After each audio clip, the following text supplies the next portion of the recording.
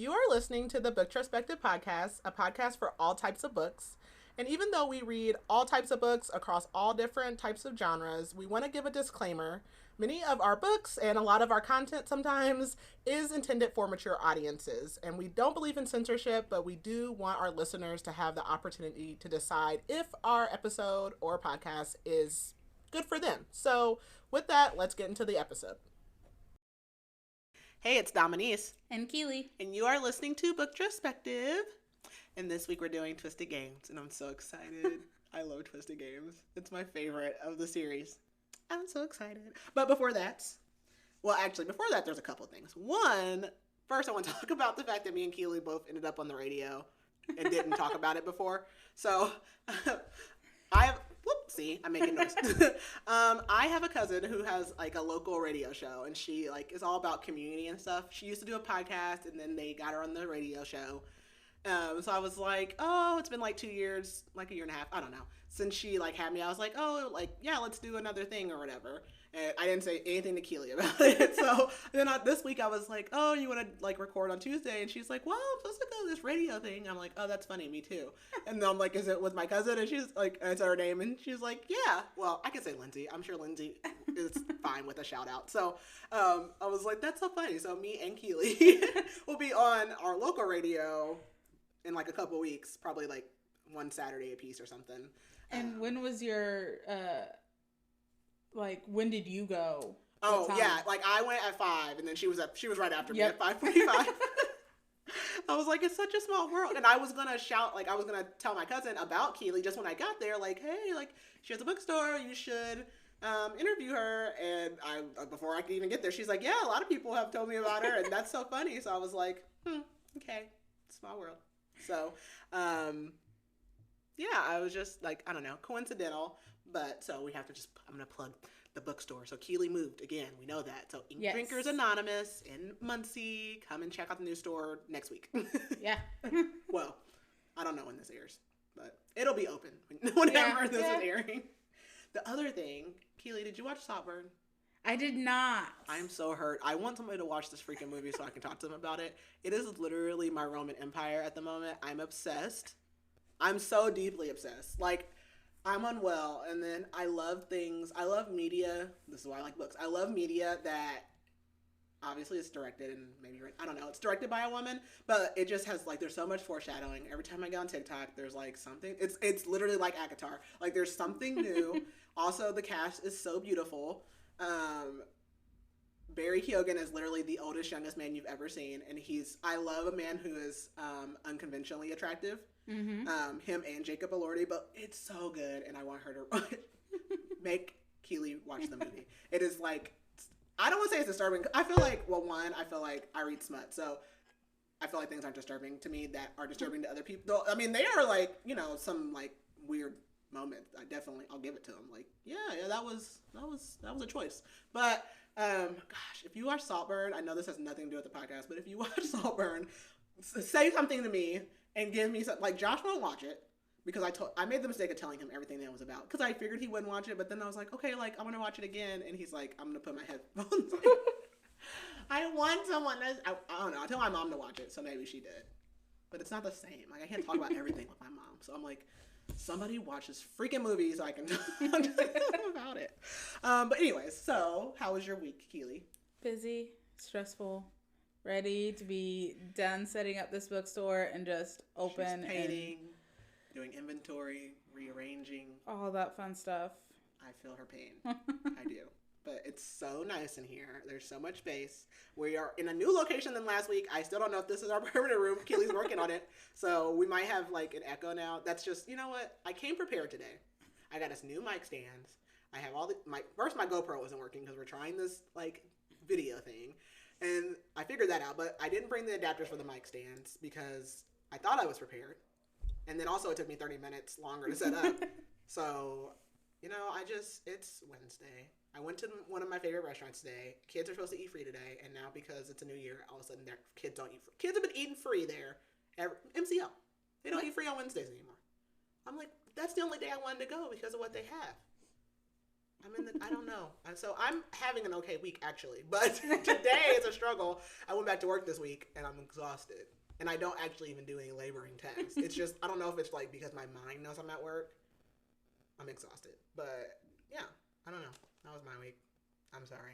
I'm boring, everyone. Get to the important stuff. Okay, so Twisted Games by, you know what? I feel like I haven't been saying people's names, but maybe I have been saying authors' names.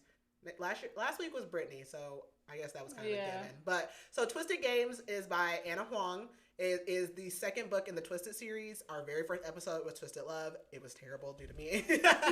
No, we just didn't know what we were doing yet. But this is my favorite. It's so good for so many reasons. So I can't wait for us to talk about it. So, Keely with the blurb. Alrighty. She can never be his, but he's taking her anyway. Stoic, broody, and arrogant, elite bodyguard Rhys Larsen has 2 rules. 1, protect his clients at all costs. 2, do not become emotionally involved, ever. He has never once been tempted to break those rules. Until her. Bridget von Ascheberg, a princess with a stubborn streak that matches his own and a hidden fire that reduces his rules to ash. She's nothing he expected and everything he never knew he needed. Day by day, inch by inch, she breaks down his defenses until he's faced with the truth he can no longer deny. He swore an oath to protect her, but all he wants is to ruin her. Take her. Because she's his princess, his forbidden fruit, his every depraved fantasy. Regal, strong-willed, and bound by the chains of duty, Princess Bridget dreams of the freedom to live and love as she chooses.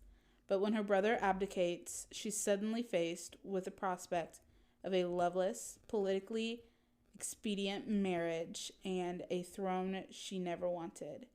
As she navigates the intricacies and treacheries of her new role, she must also hide her desire for a man she can't have. Her bodyguard, her protector, her ultimate ruin. Unexpected and forbidden, theirs is a love that could destroy a kingdom and doom them both. Twisted Games is a slow to medium burn contemporary royal bodyguard romance. It's book 2 of the Twisted series, but can be read as a standalone.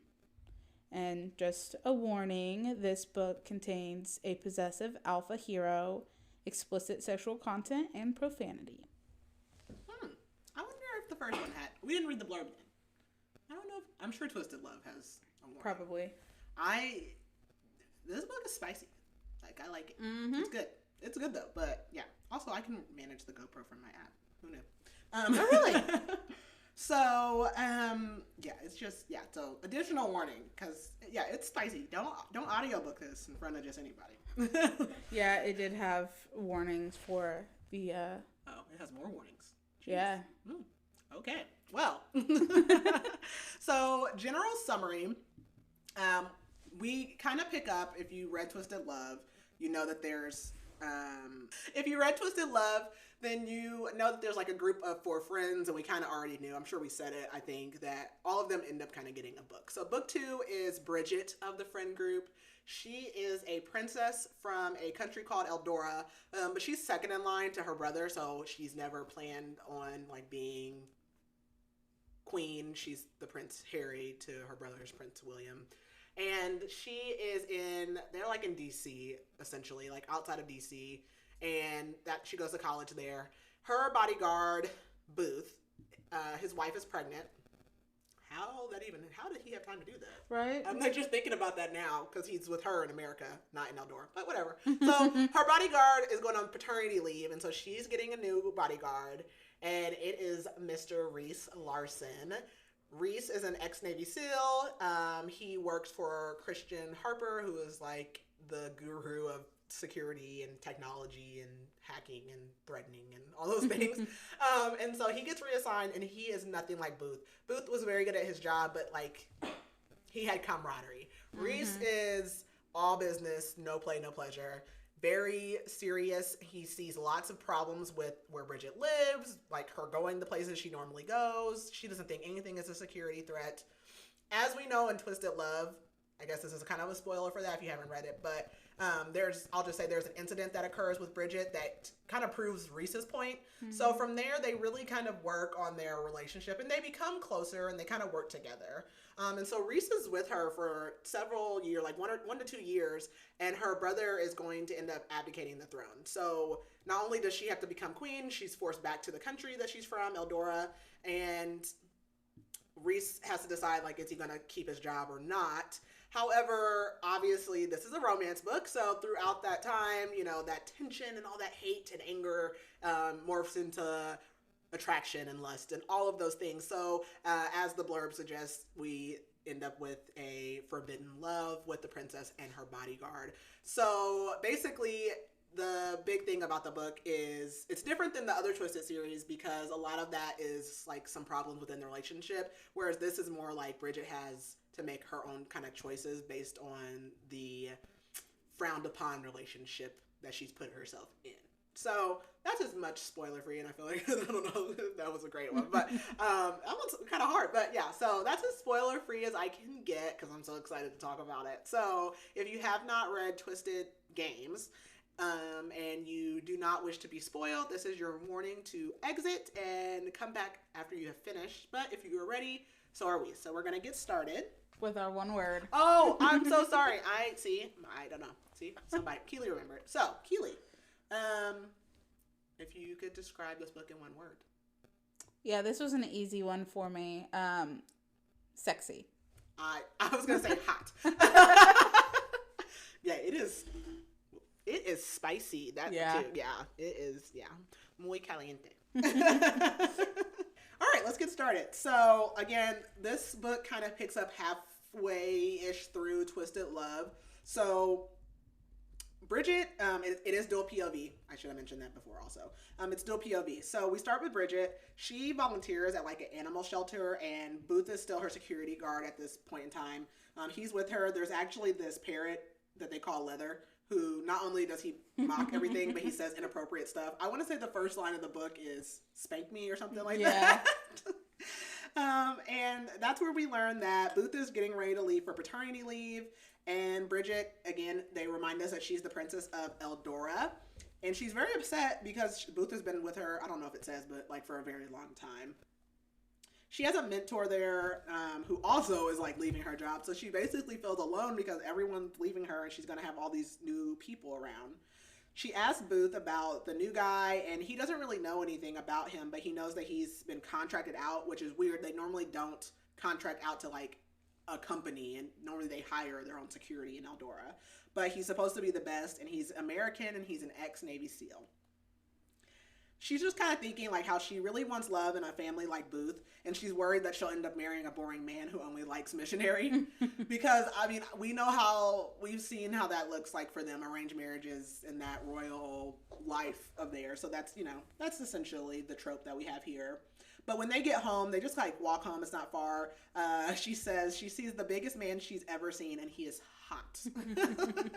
6'4", sculpted body, long collar length black hair, and steely gray eyes. That is Mr. Rhys Larsen, ladies and gentlemen. And literally, like, he's already angry, broody. He is a grumpy, I don't know, Bridget's not like a sunshine, but she's not mean. Right. And so he immediately is like, your house is a security nightmare. You need to move. And she was having butterflies at this point, but she's like, those are gone. So they immediately start arguing, and he doesn't call her Your Highness, which she doesn't actually like when people call her Your Highness, but it's just like noted that he doesn't immediately go to that professionalism. And he's already like pretty condescending to her. Booth is like, let's just go inside, like get acquainted. We'll talk about her schedule, calm everything down. Rhys basically tells her, like, you're not my first or my last royal. I've never had a client be harmed. And she says, why? Because of your charming personality. He says, I don't get involved in clients' personal lives. He basically says, like, I'm not your friend. I'm not your confidant. And my clients do what I say when I say it. Because he knows best. We switch to Rhys. He already is like, this girl's going to be the death of me. We fast forward about 2 weeks, and she basically does the opposite of absolutely everything that he wants and doesn't take any of his security concerns seriously. He gets introduced to the rest of the group, so that's Jules, Ava, and Stella. And of course, he's run a background check on all of them, and he knows that Jules has some kind of history in Ohio. And spoiler here, it's just like a plug for book 3, which is Jules' book. And he just already, like, most people can't stand Jules. She's like sassy, smart mouth, purposely annoying, like to like get under your skin kind of thing. Bridget tells Jules that Rhys is too old for her because she's like, oh, you're hot. Like, they're at the table. She's actively talking to Rhys, like, oh, you're hot. They call her, this is kind of spoiler too, but she's basically referred to as like Jessica Rabbit type of character. So she has no problem hitting on men or like, you know, she has the upper hand. She knows her power. Mm-hmm. And so Bridget's like, yeah, he's too old for you. Jules asks where Alex is because Ava's there, and we all know Alex doesn't let Ava go anywhere without him. And Ava's like, oh, he won't make it. And Jules is like, yeah, he will. And then, like, immediately Alex walks in, like, oh, yeah, I canceled my meeting. Or, like, it ended early. Like, Alex, stop. You've probably been sitting in the parking lot for 30 minutes. Rhys does not trust Alex Volkov. Like, he's ran a background check on him. He knows everything that he publicly can probably know about Alex. Alex and Ava end up like leaving, and the rest of the girls end up like going and dancing and stuff. So he's sitting at the table alone, and he can't keep his eyes off Bridget. And he tells us like he's been assigned this job by Christian Harper. He really wants to quit, actually, because he's lusting after her, and like he really doesn't have those feelings. And he sees a guy go up and touch her after she's told him no. And Rhys, like, immediately is alpha protective male. So he goes up to the guy and, like, threatens him. But he realizes Bridget's actually kind of handling it on her own, which he, like, makes him smirk a little bit. And he's proud of her. But the guy calls Bridget a stupid cunt. And Rhys, like, grabs him and makes him apologize. And then he says, so the guy's like, I'm sorry. And he's like, you're sorry for what? And he's like, I'm sorry for calling you a stupid cunt. And then he goes, and then you're going to say, I'm sorry for being a lip-dick idiot who doesn't know how to respect women. So the guy says it like, I love Rhys. I love this book not only because like it's romantic, but like Rhys is so like condescendingly like dry humor, like it's perfect. And this was a point where I was like, yep, I love him already. Yeah, I love a man who hates everyone but his woman. So they actually, him and Bridget have like a pleasant conversation after this, and they're both kind of surprised that they are pleasantly conversing for the first time in 2 weeks. And Bridget offers him a drink, but he says he doesn't drink or smoke. He never has, never plans to. We go back to Bridget. She is living with Rhys, and that's getting to her. Obviously, like, we got this hot, muscly man walking around. I mean, I get it. I'm weak in the knees. I would have folded too. A lot quicker than Bridget. It's okay. So she wonders why he's like always covered up in clothes though. Like he doesn't even like walk out of the bathroom with his shirt off. She's pretending to read a book. She's pretending to read a book. And even though she's like mentally thinking about Rhys, and Rhys is like, oh, how's the book? Because he like just worked out and she was watching him work out. And he's like, how's your book? And she goes, riveting. And then he tells her, he goes, princess, because he calls her princess and says the book's upside down. And I've seen that, like, yeah. I made a TikTok today. I made one today too with that too. Yeah, and I was like, so where's that from? So when it came, I was like, okay, yeah, okay. It's perfect. And everyone around her pretty much loves Rhys, but Bridget. Like, she doesn't get, like, I mean, the man's hot. Like, I don't know what you don't get. So she goes to the shelter again, and this time he goes with her because Booth's gone. And he tells her that he's surprised that she volunteers. He only refers to her as Princess, which I just said, and she only refers to him as Mr. Larsen. So that's as far or as close and cuddly as they get. He tells her that she's different than the other worlds he's guarded, and she tells him she volunteers basically because her mom loved animals. And I don't know exactly, sometimes I jump around, but Bridget's mom, actually both her parents are no longer with her. Her mom died at childbirth with her. He tells her that he understands like her reason for doing it, and then the parrot, Leather, goes, spank me, master. And Bridget says, like, Rhys literally, like, stared down this bird, and for the first time ever in the history of histories, the bird shut up. She asks Rhys if he's excited to go to Eldora for the holidays, and he says it's not a vacation. And then they're like walking on their way home, and suddenly he like pushes her in an alleyway up against like the wall, and this car like speeds by, which the car really didn't have anything to do with her, but he's so like on when it comes to security. And he tells her like, you're not allowed to walk home anymore. And he's like, fire me if you don't like it. But she actually can't. She doesn't have the choice to choose her security. We go back to Rhys. They are in Eldora. The city of Eldora that they are in is called Athenberg. That's the capital, I'm assuming. And they're actually in the cemetery so she can see her parents. So I just said her mom died of childbirth, and then her dad died when she was very young. He got in a car wreck. So while they're there, Rhys gets a message from Christian, and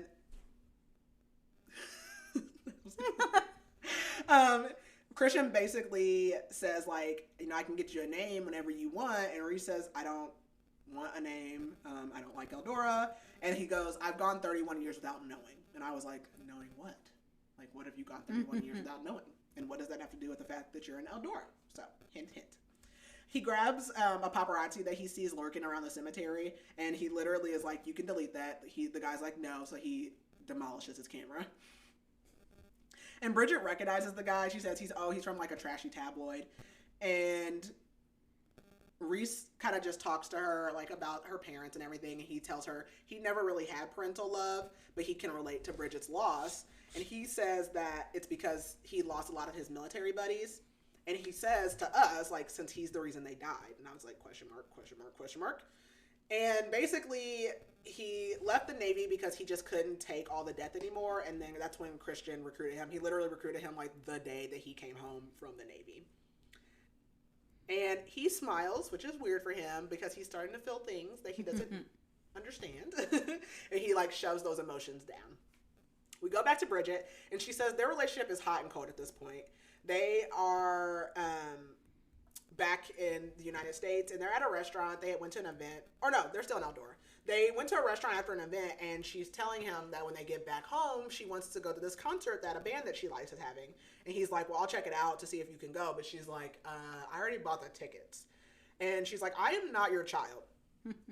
And then she remembers back to the conversation they had at the cemetery, and Rhys tells her basically like, I think it's at this point, not only did he leave because of the death, but he has like a severe form of like PTSD. And so she thinks about like, all that conversation, and she feels bad, and he tells her like, look, it's not worth you going to the risk if it's going to be dangerous.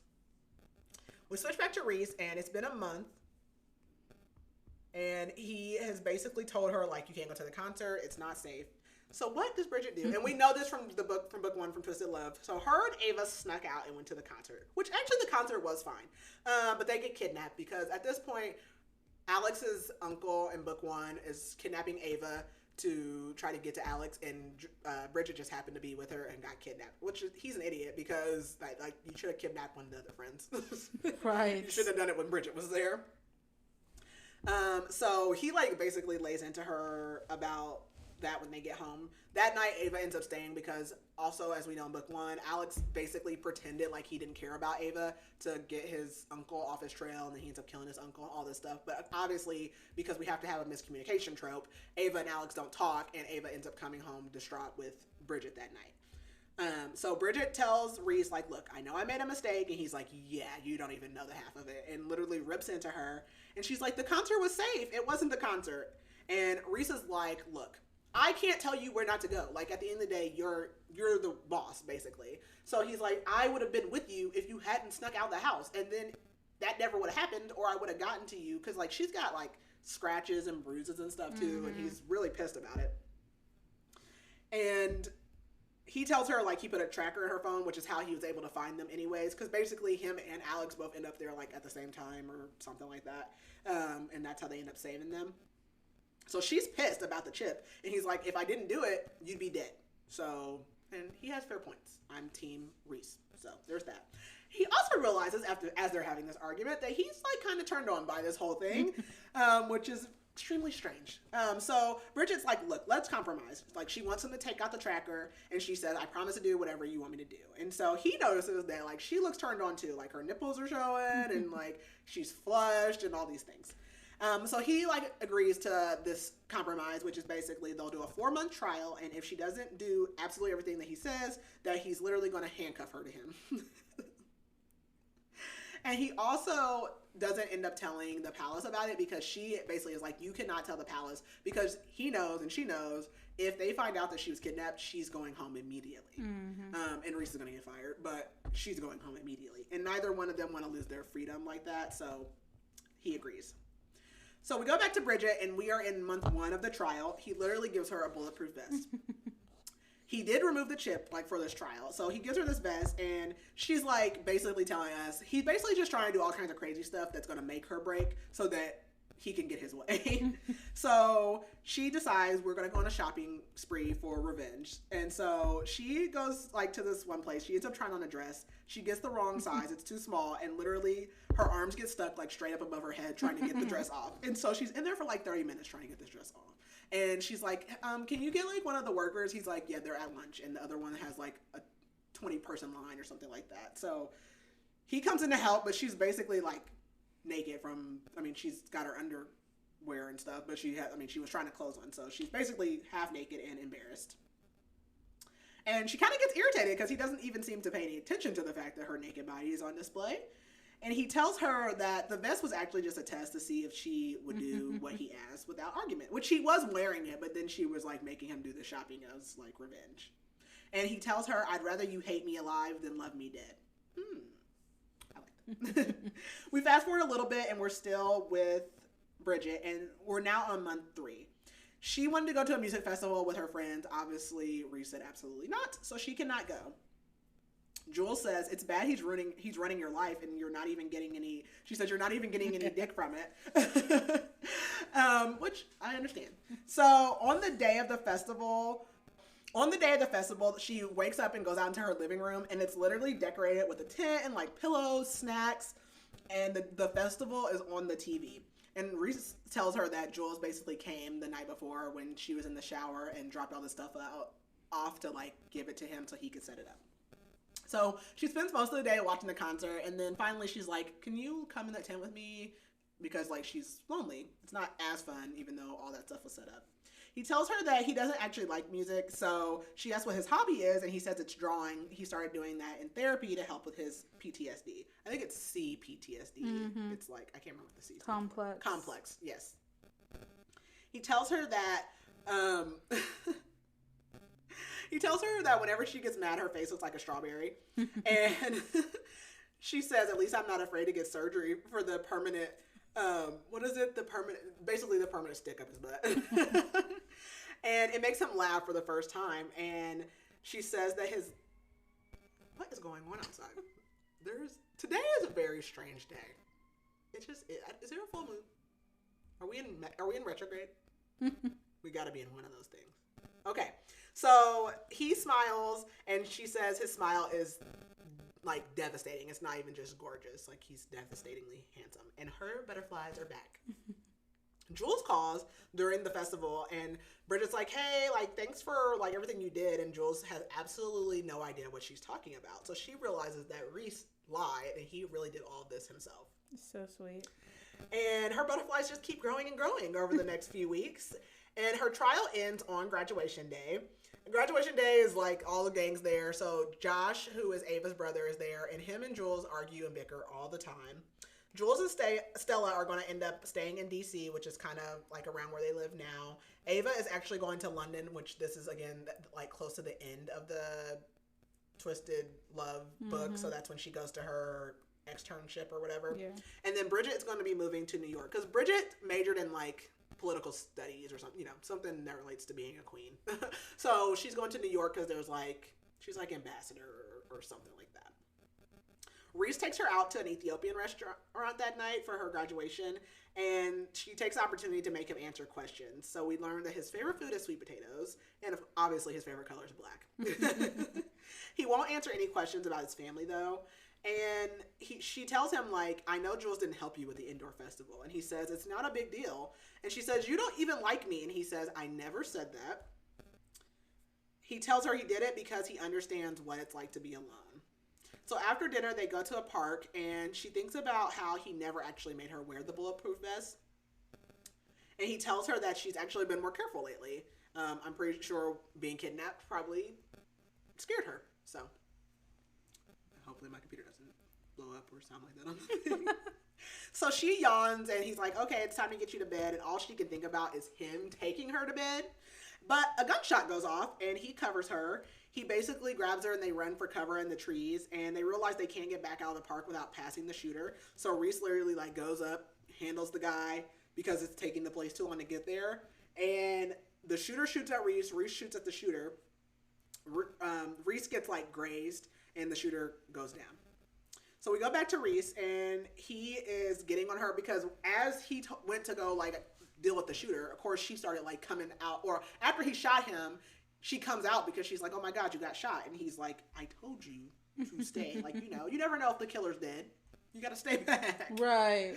Have you not watched any horror movies? I know. You gotta make sure. Off with the head. But she basically was like, you know, I thought you got shot. I thought you were going to die. And he's sitting in the back of an ambulance getting bandaged up. And he tells her that he actually saw a friend of his die when he was a kid because he grew up in a pretty bad neighborhood. And basically the shooter, there was like a dad and a son that the shooter was aiming for. And that's really what triggered it for him. We go back to Bridget. She gets in her apartment. It's in Greenwich Village. And we skip ahead in time. We do a big jump. So it's been 2 years now since Rhys has started, and it's been 1 year since she moved to New York. She's gone on a date with the son of a French ambassador, and literally the whole time Rhys like growled and looked mean. He hates the guy. Rhys says that Rhys says the guy was wearing shoe lifts, and I cannot. And she basically has no chemistry with that guy anyways. So like she's not mad about it. But she tells Rhys, like, you scared him off. And Rhys says if he scares that easily, then he doesn't deserve you. Facts. He basically has run off every date she's had in the last year. And he tells her that her love life is in the dumps. And she says, you don't even have a love life. He says, I don't date. And she is kind of surprised because, like, he's off duty at night, so he can do whatever he wants to do. And she thought that, you know, he spent his time with a lady every now and then. But she's kind of relieved. And then she goes, have you been celibate for 2 years? And he smirked and says, are you asking me about my sex life, princess? and he goes, dating and sex are different. She also like thinks to us about how she hasn't had sex. And she says that, basically she tells him like, I can have casual sex too. And he goes, okay, so when was the last time you did that? And she basically is like, okay, she's getting flustered. So she's like, I'm going to use my princess training to calm down, take control of the situation. And she tells him that she won't answer that. Good night, Mr. Larsen. But she gets interrupted by a call, which is, it's from her brother. And it's unusual because he never calls. And it's like probably nighttime or something there anyways. And he tells her that their grandfather has collapsed, who is the king currently. And he doesn't know if he'll make it. So we switch back over to Rhys. They're on their way to Eldora. And Bridget's basically telling him, obviously, how important her grandfather is. That's the only parent that she has had and the only person she has left next to her brother. He thinks about how different she is from what he expected her to be as a princess. And all he can think about is having sex with her. And tells her, because like they're having this conversation and she's looking at him, he's looking at her. And he's like, you need to stop looking at me like that unless you plan on doing something about it. Woo! So he thinks to us like he has been celibate this whole time, even though he like played it off with her. And it's because he doesn't feel anything for any of the women that approach him. And he literally can only get aroused by Bridget. So that's a dilemma. He can tell that she's turned on for him too and tells her like, okay, ask me questions, distract me, whatever. I think they're on the plane at this point. And so she asks him about his family again. And he tells her that his mom had a drug overdose when he was 8. He literally came home from school and found her face down in the spaghetti. And that's pretty terrible. I don't know if it's spaghetti. I might have made that part up. No, I think you mentioned spaghetti. Okay. I was like, I think so. I know it was food. And he says, like, of course she's like, oh my God, that's terrible. I'm so sorry. And he says, like, don't feel sorry. My mother was a bitch. And her name was Deirdre Larsen. So that was his mom. We go back to Bridget and they make it to Eldora, find her grandfather, who's perfectly fine now. And she's at the hospital. Her brother's out in the hallway because he said that he was hovering too much and their grandfather kicked him out. She doesn't see her brother often, and she knows he's dating an American flight attendant, which is frowned upon because he's going to be king. And in Eldora, they not only do they have to marry someone that's Eldoran, they have to be like of a noble bloodline also. So an American flight attendant is not that. And Bridget's actually worried like that she's going to end up like wanting to do the same thing, because even though Bridget's not in like not going to have the throne, she still can't marry whoever she wants. All she can think about is her dad when she goes in to see her grandfather, because she can remember seeing her dad in the hospital. He had all those like machines and tubes coming out of him and not waking up. And she says her dad literally had gone out to get popcorn for her and him and candy, and he just didn't want to send someone to drive because he said like, I can drive myself. And he literally got himself, like he got in a wreck and died. So for Bridget, it's really hard because she feels like everyone's died because of her. She feels like she killed her mom in childbirth, and then her dad went out to get them snacks for her, and he died too. So she really struggles with that guilt. Her grandfather tells her, like, you didn't need to come, and they end up releasing him after just 3 days. And her brother are really trying to make her grandfather delegate more. So, you know, we all know those type A people like myself. And we have to learn to delegate or we're going to stress ourselves out. So when they get back to the palace, her and her brother go out like on a horseback ride, and Nikolai is her brother's name. He scolds her for living in America because she barely ever comes home, and she says like, well, I can be normal over there. She's not Princess Bridget. Like, no one at school knows that she's a princess. I don't know how. Right. I have no idea how, but okay. I guess no one knows that. Obviously, and she has security. Like, you have a bodyguard. Right. That would make me immediately, like, who is this girl? And you would think that, you know, it'd be all Bridget over the von press. Ascheberg. Yeah. Like, that's not a normal name. And yeah, I'm sure every now and then she hits the papers. I don't know. But hey, whatever. So she's normal over there. And he tells her that they were born for this. And he starts to look really sad. And he tells her that he's sorry. And she's like, for what? And he says that he asked Sabrina, which is his girlfriend, to marry him. And he basically had told their grandfather, and that's what caused their grandfather to collapse. And he tells her that he's abdicating because he's not allowed to marry a non-noble, and that Bridget is going to be queen. That's a lot to drop on somebody. Yeah. And she's like, when? And he's like, a month or two. She won't be queen in a month or two, but she will be next in line. Mm-hmm. He's going to do his announcement in a month or two. So he basically rides off. She ends up staying behind, and it's getting ready to storm. And when she starts to head back on her horse, she literally whacks her head on a branch, and everything goes dark. So Rhys is at the palace, and he's actually sketching. It was the first day that he felt inspired to sketch in a long time, and all he can see is Bridget. Bridget went out horseback riding with her brother Nikolai, and Nikolai's back, and there's no Bridget. So he's like, where is she? So he starts asking the staff, and they're like, oh, like, I'm sure she's in the palace. So they spend like 20 minutes or something looking. He's like, yeah, no. So he gets like a golf cart or something, and he goes like looking for her. He's looking on the trail. It's raining. He's looking for like 10 minutes, and he finally finds her like laying on the ground with a bruise and blood on her head. So he can tell she got whacked in the head. He's pretty sure she has a concussion, and he's like, I am going to murder that deputy security chief because he basically delayed them looking for her. He takes her back and gets her looked at, and they say she's fine. She just needs to rest and take it easy. And he asks, like, what happened, because Nikolai had basically said that she had ran off. And she says nothing, and he tells her that she needs to be more careful. He wouldn't know what to do if something happened to her. And she says, because of your job. And he says, yes. Lies. Lies, lies, lies, lies, lies. We go back to Bridget, and it's been a few, or for the next few weeks, she basically is she's not on bed rest, but she needs to take it easy.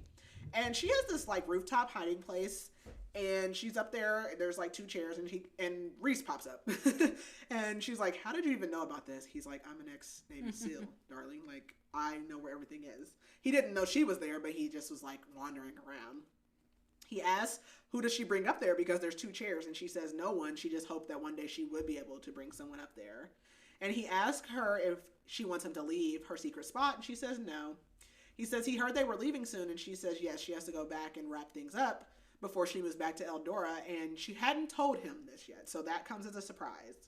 She tells him she's moving back to be closer to her grandfather, but it's really because she has to start her queen training, because she hasn't been prepared for that, because she was not first in line. Rhys looks really hurt because he says she won't need him when she gets back because the royal guard will be there, but she says that she does. she thinks about all the things that Rhys has been there for with her and tells him, like, well, we have a month and then you're going to just leave. And he says, maybe you'll get Booth back. And she says, good, because he was the best she ever had. And she can tell that hurt Rhys, but she's trying to hurt him to, soften the blow. So the next month, we go back to Rhys's POV, and the next month is pretty cold between them, which is their last month together. He says she's been acting really reckless since they talked on the roof. Right now, she's on a date with Vincent Howes, and he is ready to murder the guy. And Bridget is, like, super drunk. Also, she's wearing, like, some super short dress, these, like, sky-high heels, and he says she looks amazing. And he says that Bridget had said, like, she didn't even like him, but then he's, like, watching them dance, and Vincent, like, grabs her on the butt. And Vincent, so he goes up there and obviously is like, unhand her. And Vincent is like, who are you? And Bridget says, he's no one. You can go back to your post. Ouch. So Vincent's like, oh, you're the bodyguard. And he's like, oh, I'll take good care of her. And Rhys literally grabs his shoulder and squeezes until he hears the bone crack. And it's like, Bridget, it's time to go home. And she's like, you know what? That's a good idea. And says, I'll leave with Vincent. Take the night off. Ouch. So Vincent is like, yeah, I'll bring her home in the morning.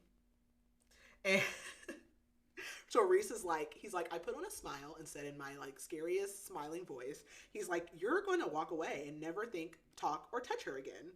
And so Bridget's like, what is your problem? And he tells her, like, you're acting like a spoiled brat. And she says, I'm having fun and you can't stop me. He tells her, you can either walk out of here like an adult or I'll throw you over his shoulder. Which makes me think, when I was, like, thinking about TikToks, I saw, the president's, is it The President's Daughter? You know that movie? Mm-hmm. And it's her and the bodyguard, and he does the same thing. He it's literally that. It's literally that same scene. Someone had, like, posted it, and I was like, that's exactly what it is. And so Rhys is, like, pretty pissed off because he's like, we've wasted all this time, which are our last moments together, and we've been fighting the whole time. And he asks her, like, why are you acting out like this? And she says, because I want to act my age and because what happened with her grandfather. But he knows that there's something else. Like, there has to be more to this. And she asks, like, why are you acting this way? And he says, or she says, why are you acting this way? I thought you didn't get involved in your clients' lives, which she has him there. Mm-hmm. And she says, maybe you want to be in those guys' places, and asks, do you want me? Yes. We love drunk Bridget. He tells her to be very careful what you do next. And she says, why? And, like, comes up and touches his chest. And he literally, at this point, they've gotten home. So at some point during this conversation, they get home. And they're, like, in her room. So he, like, grabs her, spins her around, and, like, bends her over her dresser. I'm dead. I'm deceased. I have folded. I'm unwell. I'm nothing at this point. But okay. And he, like, grabs her, like, kind of by the throat. And he says... He said, you should be scared because you're right. I do want you, but I don't want to kiss you or make love to you. He's like, basically, like, he wants to have, like he's basically Christian Grey at this point. He's like, I don't do love. I don't make love, whatever. And he's like, I can't have you, but if you don't stop looking at me, I'll do it anyways. And he can tell that she's here for it. So she's like, do it. That's right. Do it. And he's like, in his mind, he is battling. He is like, what am I thinking? Like, what? Like, you got to think with your head on your neck, okay? And he says, this just proves that you're acting different because the Bridget I know wouldn't do this. And she basically says, like, either have sex with me or I'll find someone who will. And he says, you'll be responsible for a man's slow, bloody death. Okay, well, I like that. And she's like, what do you want? You won't touch me and you won't let anyone else touch me. And he says, I want to know why you're acting crazy. And so she basically... She spills the beans. She's like, I'm going to be queen, and my brother's abdicating, and tells him everything. And she says, I'm not ready. And he tells her, like, you'll be ready. Like, you'll be fine. He has tons of faith in her. And he tells her, like, from now until whenever they are separate, she can live her life how she wants, as long as it doesn't involve Vincent Howes. And so she asks, like, okay, so will you have sex with me? And he's like, that's not a good idea. And she says, it's on my bucket list. And he's like, you have a bucket list? And this is the list. There's not a lot of items on it, people. Number 1, go somewhere where no one knows or cares who she is. Number 2, eat, read, and sunbathe without having to wake up early or go to an event the next day. Number 3, do an adrenaline-inducing activity that her grandfather will yell at her for, like bungee jumping. And number 4, have an orgasm that she didn't give herself. Very short list. Not high demands, people. Very, very simple. He thinks to himself, like, she is going to kill me. And he's like, please just go to bed alone. And he literally goes and takes a cold shower, and it does absolutely nothing for him. He is here for Bridget. We go back to Bridget. It's the next morning. She wants to die of humiliation at breakfast. And she is like, let's just forget everything that happened last night. And he's like, okay, that's fine, except the part about your bucket list, and asks, like, do you really want to do those things? And she says yes. And he says he can make it happen. And she's like, does that include, like, in her mind, she's like, does that include number 4? And he tells her they're going to Costa Rica. So basically, he has a friend who owns a house in Costa Rica. He's been there. He goes once a year, and he knows it's safe because Bridget's like, how did you even get that schedule? Like, you always, like, triple, quadruple security check everything. How did you get that approved? And they get it approved to, like, literally only her and him go. So I'm like, whatever. So Rhys asks about, like, her having a new guard when she gets back. And she says she doesn't know who it'll be because Booth has been reassigned to someone else. So she'll get another new guard. When they get to Costa Rica, like, they go out to eat dinner. And they go to this restaurant. And the lady's like, oh, is this your girlfriend? And he's like, no, not my girlfriend. And, like, they just walk around, shop for groceries. And she thinks it's perfect. And it's basically checked off number 1 on her list. When they get back to the house, he turns off all the lights so that they can stargaze. And she asks him if he had ever been in love, and he says no. And she says, you're old. You should have been in love at least 3 times by now. And we, like, this is what we learned. He's 10 years older than her, so he's 34. At some point, he has a birth. I think he becomes 34 in this book, and she's 24. Mm-hmm. He's 33 at this point. Yeah. And then when they're... Yeah. Yeah. Okay. And he asks her, like, have you ever been in love? And she says no. So day 2, she gets to lounge all day and do nothing. So that checks off number 2 on her list. On day 3, they go ziplining, and so that checks off number 3. So the only thing she's got left is number 4, people. And so she says, basically she's at the pool, and he won't swim. So it's the last day. He's, like, sketching. She's bathing by the pool, and she literally wore, like, her skimpiest bikini. Like, she's trying to get him to give in. And she's like, I don't know a Navy SEAL that doesn't swim. And he's like, I can swim. I just don't want to. And she says, like, basically, like, she's trying to get him to have sex with her. And she's like, you know, you won't even be my guard for much longer. Like, we don't have to tell anyone. And he just, like, ignores her. So she gets in the pool. And finally, he ends up giving in. He takes off his shirt. And he is covered in tattoos. I love Rhys Larsen. I love this man. And she tells him that he should go shirtless more often. And she says, like, you're always on the edge. And he says, yeah, because I have CPTSD. And she asks, like, can I see some of your art when it's finished? And she tells him, like, she'll miss him. And he says he'll miss her. And she wants him to move back to Eldora with her. He turns around in the pool and she sees all of these scars on his back. So that's essentially why he never takes his shirt off. And she asks, what happened to you? And he says, my mother liked her belt. And that is so freaking sad. He basically tells her, like, I lived in a bad area growing up. He was basically a statistic. His mom basically met a guy who promised to take her away, got her pregnant, ran off, and had given her a fake name, and that's his dad. So he doesn't know who his dad is. So his mom turned to drugs and alcohol for comfort and took all her anger out on him as a child. And Bridget literally starts crying because she's like, because he tells a story. He says, I want to tell you a story about a boy. So after he tells the story, she's like, well, I hope the boy knows that it's not his fault. And she's, like, crying. And so Rhys wipes her tears and is like, the boy knows. Like, he knows. Oh. And so she starts kissing his scars. And she asks him to kiss her. And he does. Ah! Okay, so we go back to Rhys. And he's like, she tastes like mint and sugar. I love how books are always like, somebody tastes like, what do I taste like? Peppermint gum? I don't know. So they are, like, very aggressive. This is not, like, slow. And I mean, it's passionate, but it's not, it's aggressive. And she begs for more. He basically gets her out of the pool, and they go up to her room. And he undresses her and basically, like, tells her, like, they don't end up having sex. They do other things, but they don't actually end up having sex. And he makes her tell him, like, what her fantasy is. And he tells her, he says, you've got a filthy mouth for a princess. He literally uses her bikini, like, to handcuff her. And literally, this is the first time during this moment that they used each other's first names. So she calls him Rhys and he calls her Bridget. And he also calls her a good girl. And it's amazing. And they both, well, Bridget passes out. So the next day, back to normal. He's calling her princess again. We're back in Bridget's POV. And she asks him to move to Eldora, and he doesn't give her an answer. Her brother, we fast forward a little bit, her brother announces his application, and she's back in New York, and so she's watching that on TV.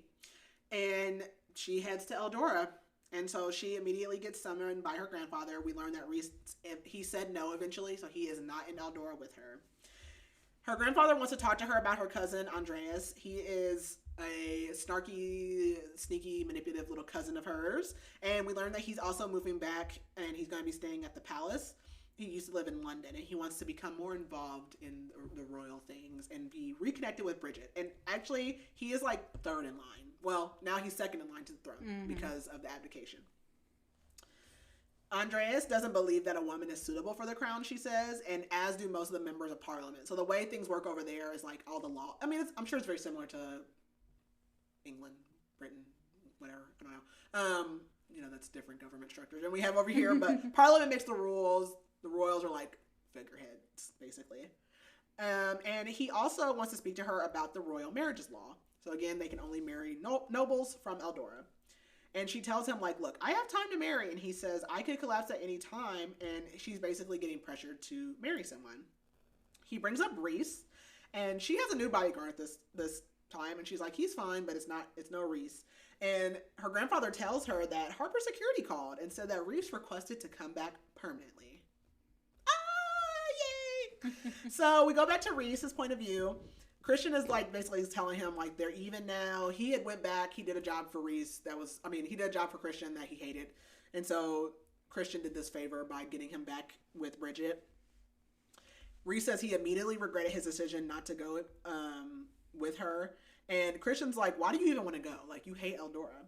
And he reminds Rhys that you are only the bodyguard, nothing more. And at this point, he's at the airport. He's in a taxi line, and a man comes up behind him and is like, oh, did you drop this wallet? And he's like, no, who the hell are you? And this is Andreas that we'll eventually learn. And so he gets back to the palace, and he finds Bridget, and she's with her friend Michaela. She's kind of her friend. Like, she's like the only friend she has, but she also works for her. Mm-hmm. And they're basically planning a party for her birthday to help her find a husband. So he is pissed. Like, I've been gone for like 4 weeks, and like, you're finding a husband? I'm confused. So we go to Bridget. Rhys tells her that he didn't realize that you were looking for a husband, and she says that she's excited, anxious, and guilty all at the same time because she can tell that he's upset. She tells him that it's a ball, that it was her grandfather's idea, and it just sounded like a good idea. And she says maybe she'll do more than dance, and he pins her to the wall. And they're like just out in like the corridor, like in the palace, anybody can walk by. And she asks him like, why did you come back? You walked away. And he says that he was far from happy to be gone and that he would have been back sooner if he could have. But they are interrupted by Andreas because he's like, who are you? You're the man from the airport. I'm the owner of this house. That's literally what I can hear. TikTok has melted my brain. I swear. I think in TikTok sounds. There's nothing else. So Andreas is like, what's going on here? And she's like, oh, there was something in my eye. Yeah, smooth. Okay. Real smooth there. Okay. And Rhys is like, your cousin seems like a shithead. And Rhys says, I came back because I wanted to, and I didn't want you to be alone when you were dealing with everything. And we go ahead a few weeks, and she's at the ball dancing with suitors. They all freaking suck. They are literally boring. She runs to the bathroom because she hasn't had a moment. She didn't even get to eat dinner. Like, she has not stopped dancing. She's like, my feet literally feel like I'm standing on ice picks. And she hides in the bathroom. She kicks her shoes off. And she just wants to go home, like, go to her room, be in her pajamas. And she misses all her friends from back home. Also, all the female guests have been hanging around Rhys all night. So she don't like that either. And so on her way back, she does run right into him like a giant brick wall. And he tells her happy birthday and asks how the ball is. And does she like the Earl because she danced with him twice? And she's like, no. And this is when we learn that she's 24 and he turned 34 while he was gone those couple of weeks. So very close birthdays. Ellen is like their PR management person, does pretty much all the training and stuff, for the palace. And she's pissed because she's like, where did you go? And you missed a dance with somebody and they left. And when she goes back, she dances with Stefan. I knew I was going to say Stefan because I'm freaking Vampire Diaries. It's Stefan. Whatever. Stefan. I don't care. Anyways, and Like, literally, he can tell that she's not paying any attention because he's like, am I boring? And because she's, like, focused off into the distance. At the end of the night, she, like, literally is, like, running out of there, and she runs into the Speaker of Parliament, who's, like, his name is Earl Hall, and he's super, like, powerful, also extremely misogynistic, and he's like, oh, I missed you at the meeting I had with the king this week, which she's like, she goes to some of those meetings, but also I think it was scheduled at a time that she couldn't be there, or something like that. Like, he doesn't really want her to be there, so there's that. He doesn't want her to be queen either. He says being a monarch will take more than a pretty face, and she's not trained like her brother, and she's lived abroad for years, and suggests she pass the crown to someone more suitable. He goes to, like, grab her, but Rhys comes around the corner, and he runs off. And Rhys gives her a present for her birthday, and it's a drawing of her, which literally makes me think about Vampire Diaries. It literally makes me think about when Klaus drew that picture of Caroline with the horse, and it was so sweet. We were robbed. Anyways. So he gives her a drawing, and he tells her she can keep it or toss it. He doesn't care. But she calls him Rhys and says it's beautiful. We go back to Rhys. He's on a date with Bridget, on a date with Stefan. And they're ice skating. It's literally like 3 days after the ball. And it's freaking Valentine's Day. He's pissed, of course. He says princesses shouldn't date for 5 years. Until they know someone for 5 years. You're delusional, sir. And he's like, it's only been 4 days since the ball. He's pissed. One of the media women, like, comes over to him and is, like, trying to give him her card, and he's barely paying her any attention. And he, like, flashes back to memories of his mom beating him, and he tries to, like, shove that back down. Stefan tells Bridget, because he can hear this, that he'll be gone because apparently his mom broke her hip, and he's going to go stay with her. So when they get back, Rhys and Bridget, Bridget runs into her cousin, and he's like, oh, the king wants to see you alone. So basically, Rhys, but out of here. Dun, dun. So Rhys goes back to his guest house, and he gets a call from Christian, who says Magda is gone, which we have no idea who Magda is really, but it's who he was assigned to when he was back home for, like, that month or whatever. And can feel that, like, someone's been in his house. Like, he's staying in this guest house. He's like, somebody's been snooping around. He can't find anything that's wrong, but his gut has never been wrong before. We go back to Bridget, and her grandfather basically wanted to know about the date. Like, sir, aren't you, like, too old to be worried about what I'm doing? And he thinks that Stefan is the one. Ellen says that they need to do another date privately that gives the illusion of intimacy. And now the media is more focused on her romance than the fact that they've been calling Bridget a part-time princess since her brother abdicated. And she says, like, me and him have no chemistry. And Michaela's like, well, maybe, like, when you kiss, like, you guys will have chemistry. No, like, you know if you have chemistry with someone before that. So she has her next date with him. They go to the botanical gardens, and she plans to kiss him at the end just to see. Rhys is literally scowling behind them. He is pissed off as usual. Stefan is nervous, and when he gets nervous, he's like a Snapple cap. He just gives out random facts. And he kisses her. And she says it's nice and sweet, but, like, it's nothing like when she kissed Rhys. And she said it basically was like kissing her pillow. I would melt a puddle if someone told me that. I would be so upset if I ever heard that. Oh my gosh. Like, kill me now. Rhys literally, as this is happening, breaks a vase of flowers. He's like, oh, I slipped. You ex-Navy super ninja security guard. You did not break a freak. You didn't slip. You don't slip. You're too big to be slipping. Stefan and her, like, they end up leaving because they announce that it's closing. And when they get to the car, it's just Rhys and Bridget. And Rhys says that she should keep looking. And she asks, why did you drop, she's basically like, why did you drop the flowers? And he's like, oh, I slipped. And she literally bursts into, like, laughter because she knows he didn't slip either. She asks him again, like, why did you come back for real this time? And she wants the truth because he's the only man that's ever given her butterflies. And he pins her against the car. And he says he came back knowing he signed up to not be able to touch her, kiss her, or be with her. And he, like, rubs his hand, like, up her thigh. But he can't stand being away from her. And he's not trying to lose his shit because he wants to cut Stefan's head off and spank her for letting him kiss her. So they're pressed up against a car, and a freaking car alarm goes off, and he's like, get in the car. So it has been 2 weeks now, and Bridget is going on this goodwill tour to kind of, like, boost her favorite or her votes or whatever with the community. And Rhys is going, and then, like, some of the palace people. And she wants to get in touch with all the people, and she's basically trying to win over Parliament because, again, they're not all supportive of her becoming queen. So she goes and like she sees a dairy farmer, and he basically is like, he has concerns, but no one ever listens to them. And she's like, have you emailed Parliament? And they're like, yeah. And she's like, well, email me. And that pisses the palace people off because she's out there Princess Diana, basically. Like, she's the people's princess. So they get back to like this house they're staying at, and like Rhys has been like moody this whole trip, but he tells her that she seems happy on this tour. And this is where we learn that Rhys's father is actually Eldoran. And his mother was obsessed with Eldora, and that's why he hates it. So that kind of answers a little bit of our questions from earlier. He tells her about a mission also that he went on with his guys in the Navy, and it went bad. And basically, it also had something to do with Eldora, and a lot of his people died. So he just hates everything about Eldora, except for Bridget. So they get back, they go upstairs, and their rooms are like across the hall. But like before going in, he says that he was always meant to find his way to her. And he says, go in your room and lock the door before he does something. And she's like, no, of course she is. So he ends up kissing her, and like he chokes her a little bit and says, what would your boyfriend think? And she says, Stefan isn't my boyfriend. And he says, I don't want to hear his name on your lips. And he says, did you go on dates to bait me? And he pushes her into her room, like, because somebody's coming out of theirs. And he says, tomorrow night, meet me at this abandoned gazebo that's like a little bit a ways from the house they're staying at. And don't wear any panties. Whew, it's hot. And she's thinking to herself, like, will this pleasure be worth the eventual pain? Because obviously they can't be together long term. So Rhys is like, back in his point of view, he's like, I tried to resist. I really did. And they meet at the gazebo, and literally it's like the hottest thing ever. It's like raining. They're having sex outside this gazebo. It's everything you wanted and more.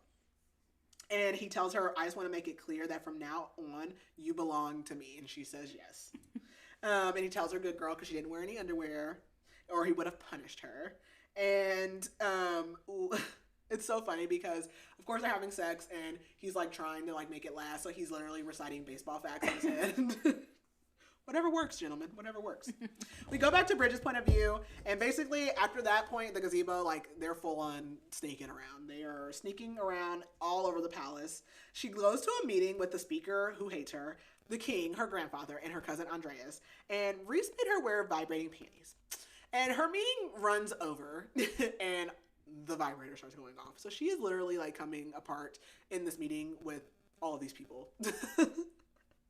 So as soon as she like gets out of the meeting, she like runs to find Rhys, and he's like in her office like waiting, and she's like, I was in a freaking meeting. And he tells her in public she's his princess, but in private she's his whore. Like, he has a big degradation, that's how you say it, kink. And basically is like, you'll do whatever I say when I say it. And she says yes.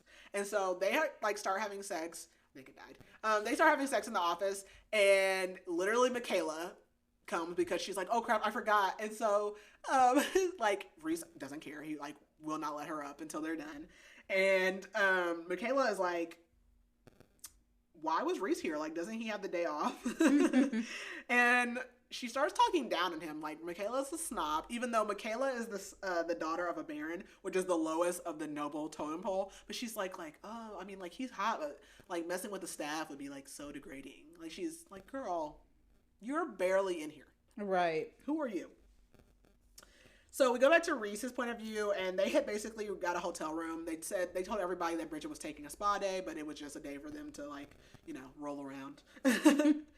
And literally, Rhys is sketching, and they're in the hotel room, and Bridget goes, are you going to pay me like one of your French girls? I love that part. I love it. Like, we love a Titanic quote. And Bridget, this is when Bridget tells Rhys about how her mom died in childbirth. And she's like basically saying like, I was an accident. If it wasn't for me, my mom would be here and she would be queen now. And, you know, they have a good like bonding moment. So as they're getting ready to leave, they're headed towards the elevator, which they're back in their normal, like, Rhys's bodyguard. She's princess. She's in front of him. And who do they run into? Stefan. And he has a woman with him. So we switch back over to Bridget. And Stefan was not supposed to be in town yet. He went to go stay with his mom. And he tells her, like, oh, this woman, her name is Malin. It's really weird. Anyways, Malin, and he's like, oh, she gave me a ride back to the city. And Rhys is like, in his mind, he's like, I didn't realize dukes needed rides. Like, whatever. And he basically says, oh, I had an emergency. I had to come back early. So they're like, okay, but why are you at this hotel? Because this hotel is not in the city. And Malin is like, oh, didn't you want to ask Bridget something? And he asked Bridget if she wants to be his date to her brother's wedding. And I was like, she doesn't need an invitation. What do you mean, do I want to be your date? Like, do you want to be my date? Is that what you're asking me? I'm the one that is going. Right. But whatever. And Bridget's surprised because, honestly, she hasn't even thought about him since he left and she started hooking up with Rhys. And she basically assumes that, like, he's hooking up with this Malin girl. Like, she can tell. But she's like, sure, I'll go to the wedding. And so Rhys is so funny. They get in the elevator and he goes, they're fucking. He's like, I can tell people, like, yeah, because of you two. He's like, I can tell. So Bridget says, well, then why would she encourage him to go out with me? And he's like, well, maybe they're in a group play. I love Rhys so much. And Rhys is upset that she said yes, but she's like, I mean, I had to. She's still being pressured about getting married, and she's basically considering repealing the royal marriages law. She tells Michaela about this at a meeting they have after this, and Michaela's super shocked. Obviously, you know, she frowns upon non-noble people, and Parliament basically would have to vote on it, and they don't like Bridget, so that's already an uphill battle.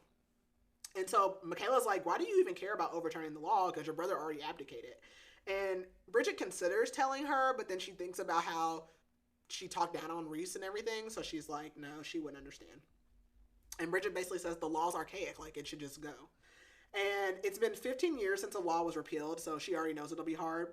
So she spends the next few weeks working on it, and she talks to Ellen about like something completely different. And Ellen's like, oh, public opinion always affects the crown's stability, which gives Bridget the idea that she can use that to change the law. So she runs into Rhys, and we get a throne room scene. It's not just for Iron Flame. We get it. Actually, this was before Iron Flame. This is the OG throne scene.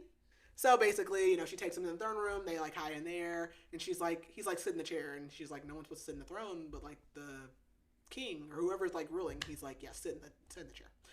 So we get a super hot throne scene. So we switch back to Rhys's point of view. He is in his house or whatever, and he answers his front door, and it's freaking Andreas. And Andreas says he's there to help him, which Rhys is like, help me with what? And he wonders if Andreas is wondering, will Bridget be like her brother and abdicate, or will he choose the crown? And says it's sad that she'll have to marry not for love. And Rhys is like, why are you telling me this? And Andreas is like, you're an American contractor who moved here for work. And he's like, yeah, like basically the gig's up. Like the jig's up. He's like, yeah, I know. He didn't come out and say that, but they could read between the lines. We go back to Bridget's point of view. She sneaks away from her bachelorette party for her, is it Sabrina? I think that's her name. For her soon-to-be sister-in-law. And she calls Rhys, and he basically is like talking about how funny it is that they're like in love now. Well, they don't say in love, but how they're hooking up now. He's like, yeah, we went from fighting like cats and dogs and she cuts him off. Like, don't say that. And she talks a little bit with Sabrina, who's going to be her brother's wife, and Sabrina's like super nervous because even though he abdicated, they don't like shun them like they do in other countries. So he's still having this big royal wedding, and she always wanted a small wedding. And she considers like how impactful the crown is on their lives and just how they don't have any privacy. And Sabrina tells her that she hopes that she can find a love like theirs, even if it is with Stefan. Rhys, we go back to Rhys's point of view. They are at the wedding, and the wedding is super crazy. Like they have a huge ceremony, there's a public reception, and then there's a private reception, which still has like 200 people at it. And he literally wants to murder Stefan the whole time because he's obviously the date. One of Sabrina's security come up to him like while he's watching Bridget and Stefan dance, and he turns to Rhys and goes, oh, they look a good couple, and says that's too bad about the law because he would like to like have sex with Bridget. And Rhys is like, don't say another word or you'll regret it. And the guy's name is Joseph. He's like, you take your job entirely too serious. So he goes to get Bridget, and he's like, oh, there's an emergency, like Jules is on the phone. So she's like, what? Like what's going on? And he tells her like, oh, I lied. I just wanted you to get away from him. He even was considering drugging Stefan for the night. Like he wants him gone. And he's like, you guys were too close. And she's like, he was my date. And he forces her into this room, and he's basically like, don't say that. And so he's pissed. So like this is like the hottest scene in this book. So they're in this like library, and they're at her brother's house. It's getting remodeled. This room is like kind of under renovation. So they're like in the dark, and he's pissed. Like he is fuming, and he's standing there. He's like, take off your clothes. And so she was wearing like a dress. It had like long gloves with it, and I think she has a tiara on and heels. And so she takes off the gown, and then she goes to take off like her underwear or something like that. And he's like, I didn't tell you to do that. And he tells her to keep everything else on, and then makes her crawl to him. Like, I don't know. Did you watch The Crown? No. Okay, you didn't watch The Crown. There's a scene in The Crown. I really hope this isn't a spoiler if you want to watch The Crown. It's been out forever. There's a scene in The Crown where Prince Philip, like the younger, it's when Claire Foy and Matt, I can't think of his name. It doesn't matter. The younger actors. So when it's basically like when Prince Philip and Queen Elizabeth like they're married, but like she's newly queen, and it really was hard for him, and so like they have like kind of like a sex scene, and he makes her get on her knees, like because it's just something for like these men who are like super alpha men to be put in that secondary position. So then like when they have these like sexy moments, like they can take all their power back. So it's basically that. So he literally makes her crawl to him, and I was like, whew, this scene is spicy. But like. So she does that. She takes the dress off, and like the degrading kink is so strong. And he's like, "You belong to me." He's like, "I don't give a what the law says. You're mine." And like he rocks her entire world. She does not make it back to the party. She literally calls Stefan the next day to apologize. And Michaela's like, "Where did you go last night?" And she gives like the same lie, like, "Oh, my friend called, like all these problems, blah blah blah." And Michaela says, well, your cousin was looking for you, Andreas, and he said he had something important to tell you.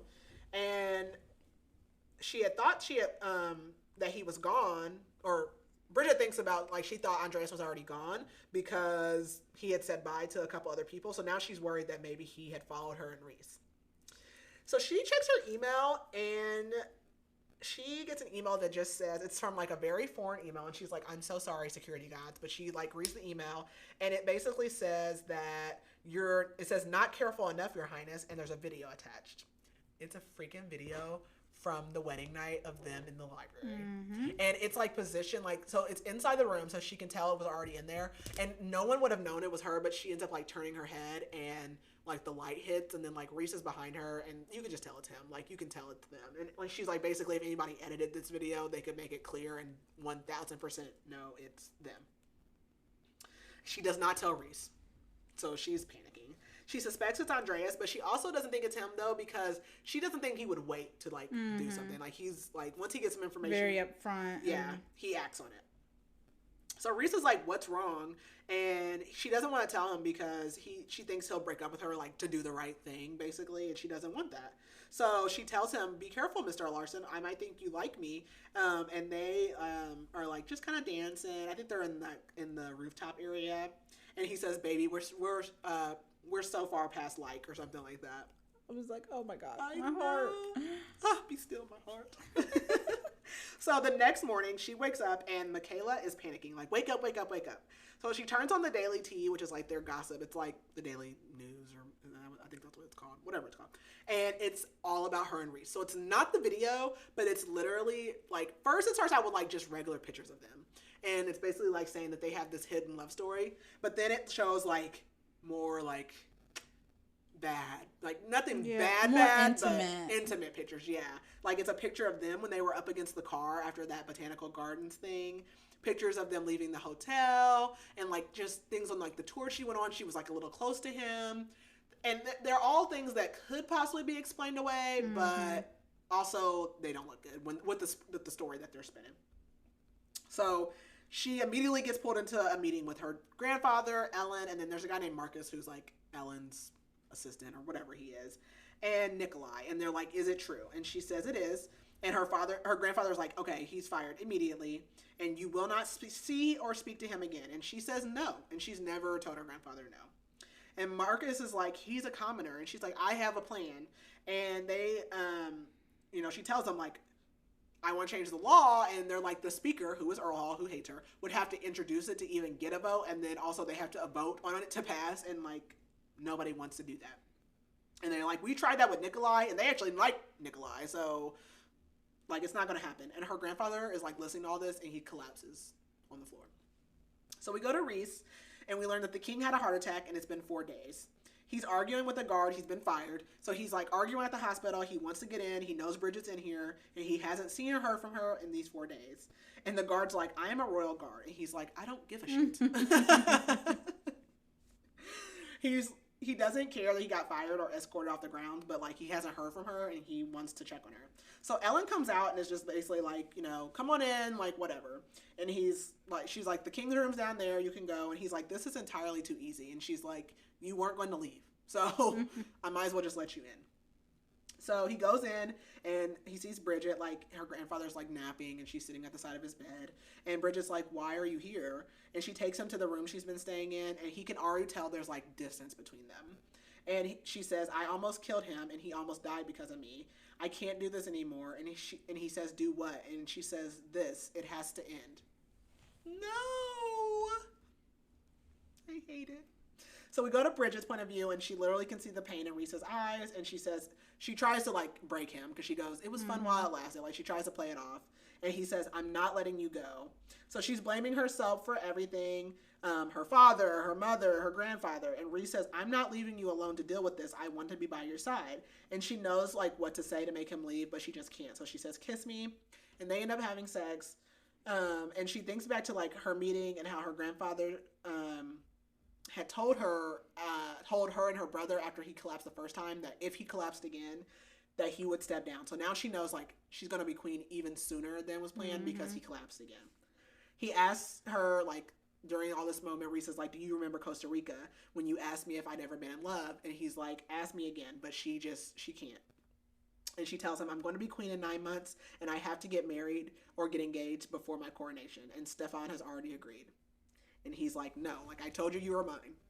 And she says, I want to marry someone else. And he's like, don't lie to me. You don't even know him.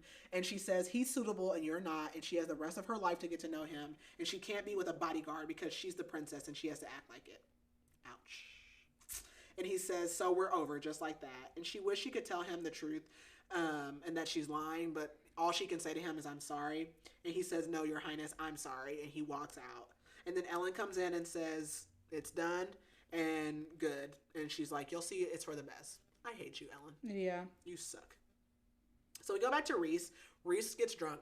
First of all, he drinks and then gets drunk. Both for the first time ever in his life. He literally drank a whole bottle of, I don't remember what it was, vodka maybe. And he hasn't left his hotel in 2 days. He's watching the Daily Tea. And he's like, it's full of lies, but it's literally the only way that he gets to see Bridget. He's heartbroken. And he knew Bridget didn't mean what she said. So he hears someone knock at the door. And they say housekeeping, but he recognizes the voice. And it's freaking Christian Harper. So Christian opens the door for Christian, and he's like, what the hell do you want? And Christian says, is that how you greet your boss? And he goes, F you. And Christian's like, I'm here to fix your mess. And he said that, or he tells us that Christian had basically gone off on him last week on the phone, so he doesn't even know why he's here now. And Christian says that I should fire you. And Rhys is like, so fire me. And then he goes, you know what? I quit. I love that for him. Where did I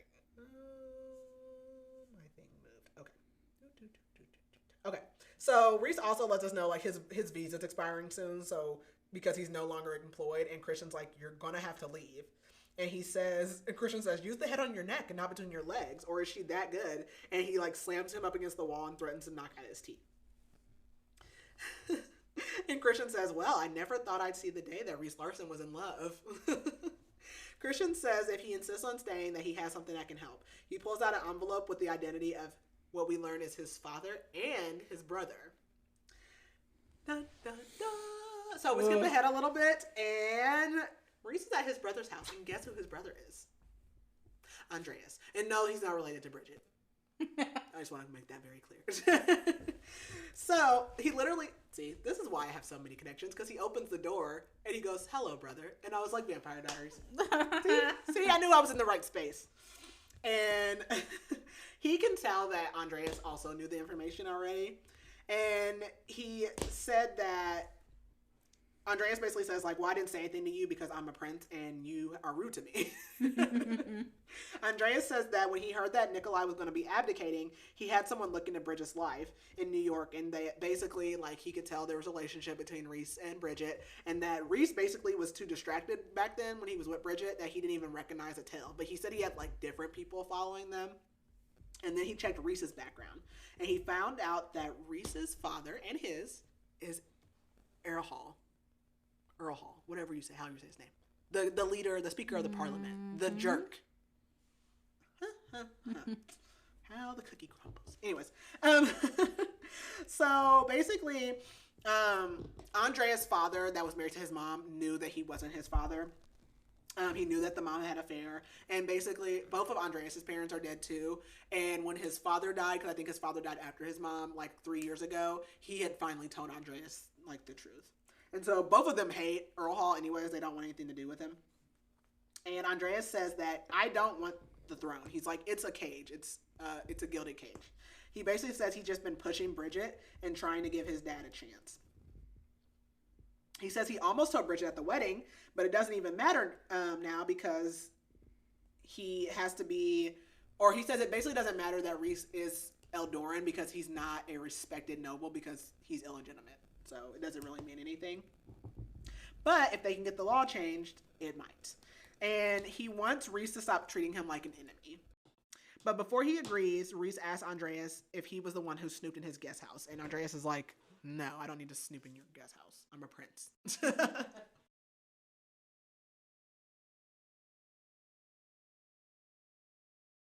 So we go back to Bridget. Booth finally gets back to Bridget. So she's been reassigned again and gets Booth back, which is one good little piece. Yeah. And she's having a meeting with Ellen and Stefan. And she can tell, it's about their engagement. She can tell that Stefan's been forced into this too. Like, she can tell he's acting like he wants it, but he doesn't. He's not really in it. Yeah. And Ellen is like, oh, well, like, let's pick out your honeymoon location, and mentions Costa Rica. And she's like, absolutely not. No. Like, that will stay me and Rhys forever. A special place. Yes. And she's like, the honeymoon can wait. Like, we're not even officially engaged yet. And Ellen leaves, and Stefan wants to speak to her alone.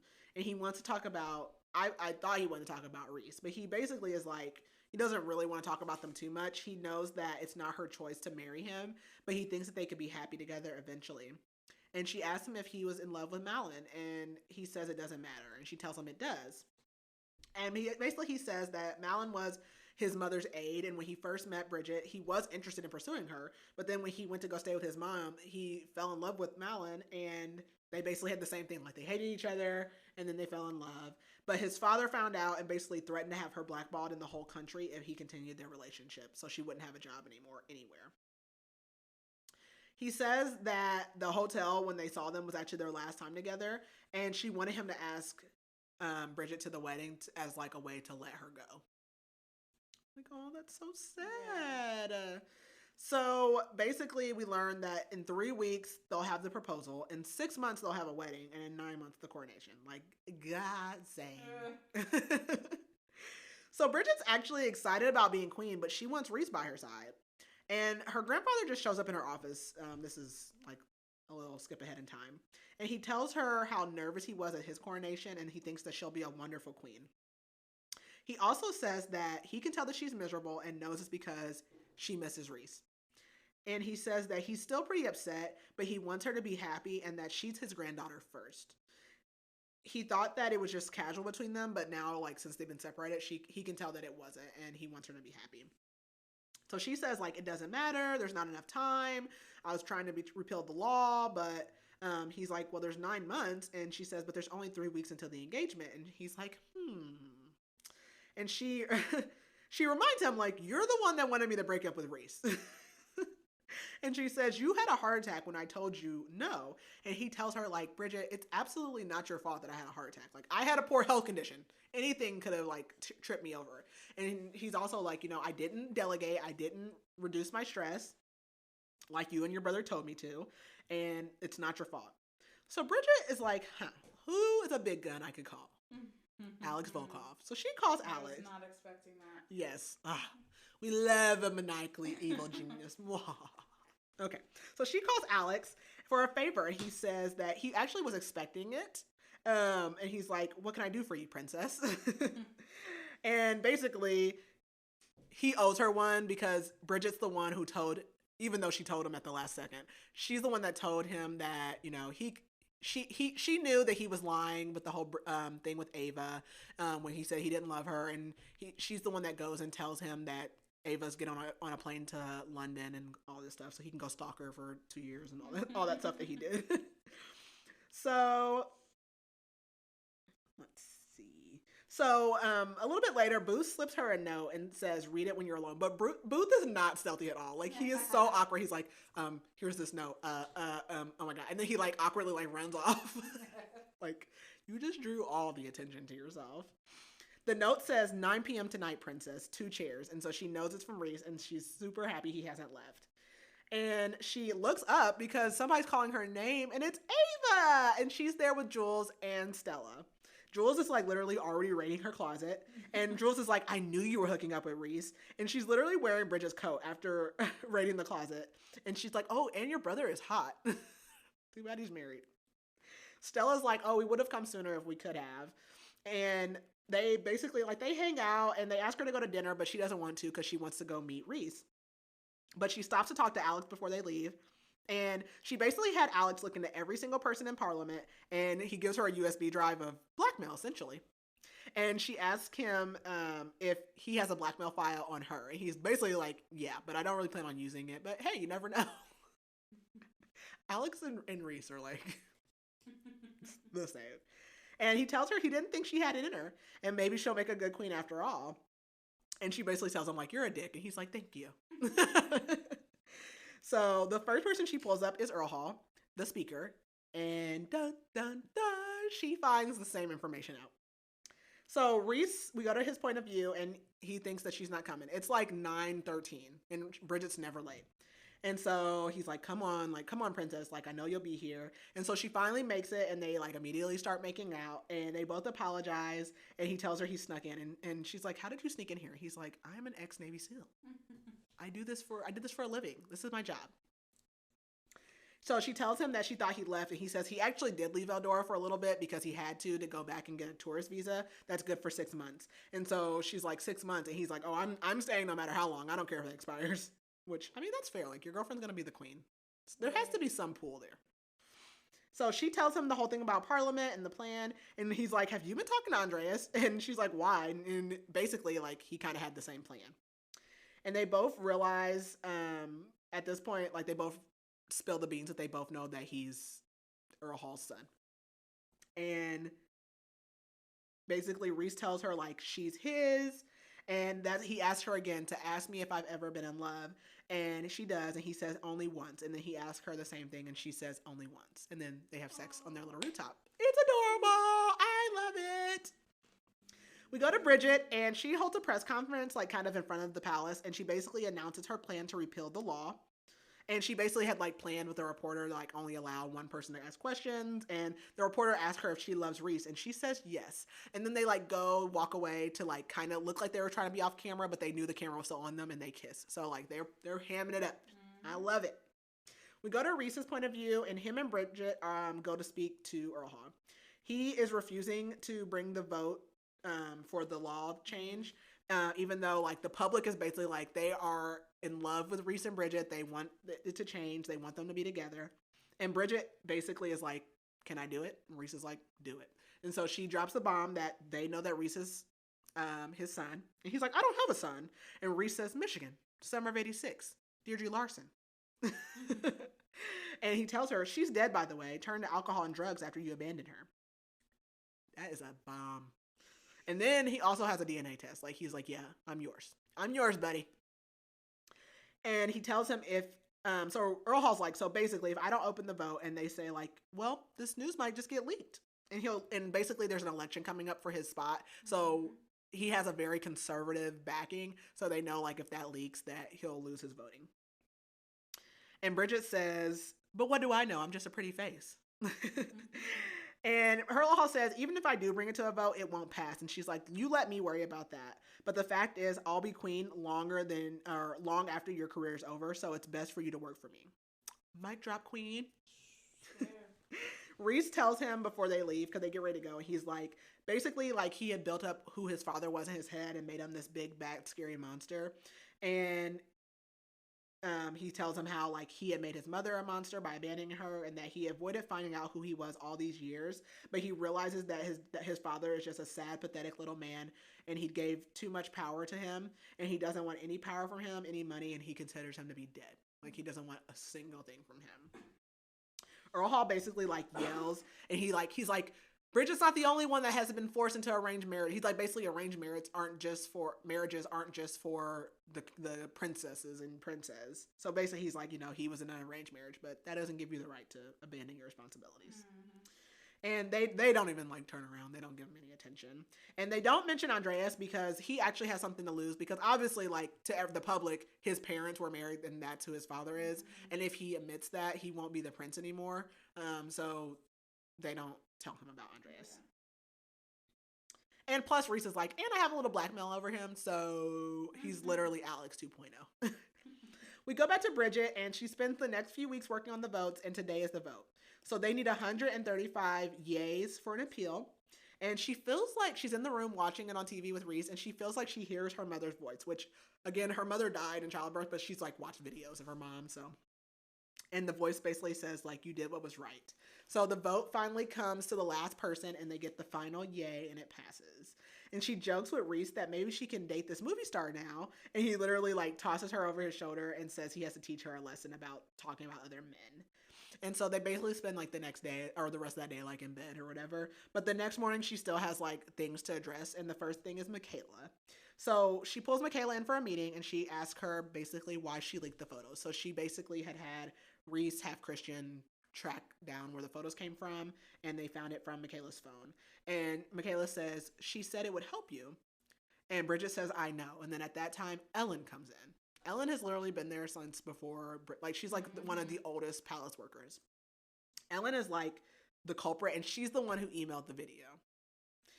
So Ellen comes in, and she says, like, she's not apologizing at all. She's like, I wanted to scare you. And Bridget says, why didn't you just talk to me? And she's like, because you would have lied and just kept doing it, which facts, but also I'm the princess, not right. You. And she says that the reason they released the photos instead of the video is because it wasn't, like, as damning, basically. And she's like, I don't consider it to be blackmail, because the paparazzi, basically, the guy who ended up releasing the pictures is the paparazzi from the cemetery when Rhys broke his camera. So he went from working at, like, the tabloid, he basically has climbed the employment ladder. And that's also who had been snooping around and most likely was at Rhys's house.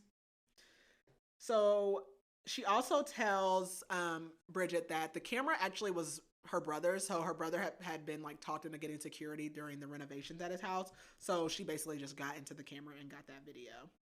And so Bridget fires them both. Ellen's shocked, but she leaves with grace. And Bridget, and first she's like, you don't have the authority to. And Bridget's like, well, the king gave me the authority to. So yeah, you blackmailed me with a sex tape. I'm sure my grandfather would be okay with firing you.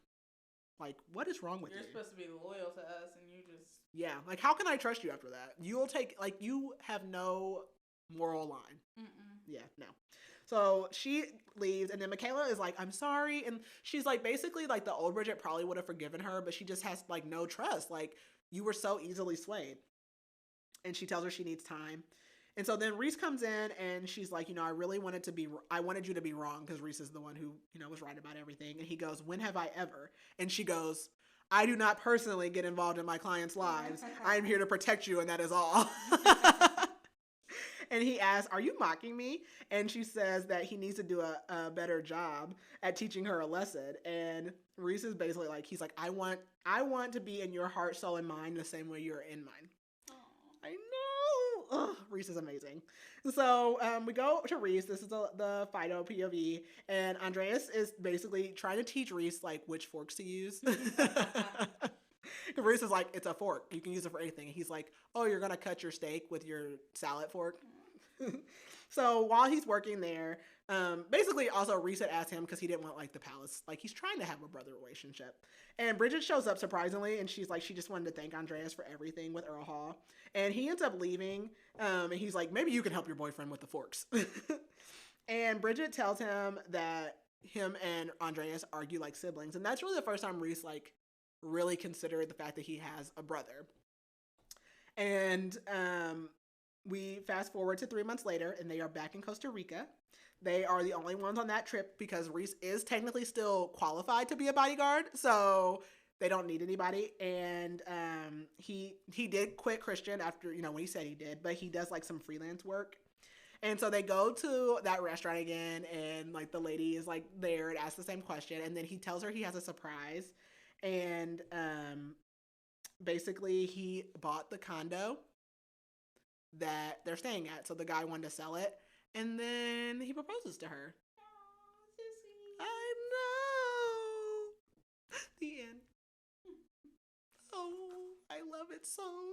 Okay, so that was Twisted Game. So what would you rate it? I rated it 4.5, I believe. Yeah, I'm gonna give it a 4.5 too. I love Rhys. So good. It was so good. He's so amazing. He's the best. And like I kind of said in the beginning, so it's different than, and like obviously there was a third act breakup, but like the reason's different. Like Rhys never really does. Okay, he can be toxic like in general because he's mean to everyone else, but like they don't ever really have a problem, which is great. Like it's an external struggle. Yeah. And that's nice. It was a good one. Yeah, that's my favorite in the series. The other ones are not like, they're all good, but like Rhys Larsen. Hey, I don't know what else to say. So, did you fan cast anybody? I did not. Okay. I did actually. I'll just list them. One I just kind of found. I like looked for suggestions, and I was like, okay, that works. And it's for Bridget, and her name is Mia Healy. I actually don't know her. Is like probably like an up and coming actress. And then for Rhys, I was thinking, I can never say his last name, but Joe Manganiello, whatever. He was married. They're not married. They're getting a divorce. Sofia Vergara's husband. Yeah. Like, I was like, he would be a good one. I think Rhys is white, but whatever. It's my fan cast. I can do what I want. So, okay. Oh, I love it. So, I'm actually super excited. Our next book is a little different. We actually had an author reach out to us. Yes. And her book is being released, so it's actually an arc right now. But we talked to her, and she wanted it to come out around the time it was released. So our next read is The Lost Kingdom, or no, it's just Lost Kingdom. Is it though? I feel like the title page said. Nope, it's just Lost Kingdom. No the. I just like to throw a the on there. So Lost Kingdom by Laurel Black, and it's a fantasy novel, and I currently, as we're recording this, I'm about halfway through it. So I'm actually I have no idea. Like I purposely don't like look and see what it is, but I really purposely didn't look and see what this was about because I like to be surprised, and I've been pleasantly surprised so far. Like I'm enjoying it. So I'm reading on my Kindle, so that's going kind of fast. I'm like, okay, you know what? This is I don't typically like to read. But I had to for this one. Also, side note, I was looking at the Goodreads over your shoulder for Twisted Games, and it was like a low 4. And I'm like, what are the bad reviews on that book? Because there's not flaws. Well, let's see. Wrong. Yeah, I was like, what do people have to say? I do like to look at the... It does have better reviews than Twisted Love, so there's that. I like to look at the more negative reviews.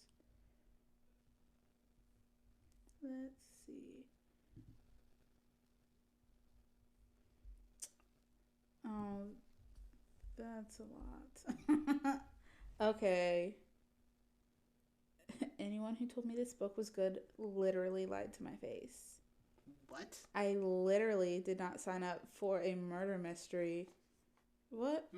Mystery? Did we read the same book? Right. This is Twisted Love. Twisted Love. I was like, wait a minute. I was like, I'm so confused. I was like, wait a minute. Hold on. I'm so confused. Okay, hold on. Try that again. I was like, oh, okay. All right. 4.12 stars with 474,000 ratings. Jesus. Jeez. That's crazy. Okay, let's see. What are the 1 stars? 1 star. I was going to write a full review for this, but I decided against it in the end. I don't even know how I could expand on what I say. The time jumps made this all the more unrealistic. It just added to the telling and not enough showing.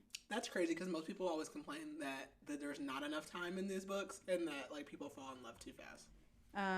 This is not a slow burn, and I'm just picking because this is a longer review. Gee, she really didn't like it. She wrote like a whole thesis about it. It's all sexual. I mean, that's kind of the category. I'm too sappy and asexual to believe on the sexual desires with no emotional connection. Well, I mean, that's... Yeah, and they did have your opinion. Yeah. Huh. Interesting. Here's another one.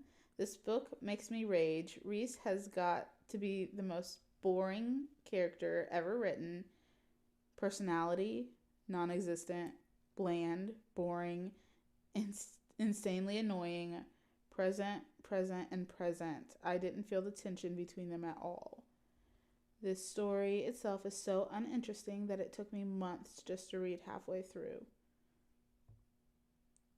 He is just dirty talking all the time. Okay, so we don't like dirty talk. Okay. Why does every book talk book read like a 12-year-old's first time publishing a story on Wattpad? Okay. Just watch Princess Diaries too. Well, yeah, as like a true adult, I mean, come on now. TikTok people on TikTok are such liars. It is so bad. I want to give you a 0, but that's not possible, so I give you a 1.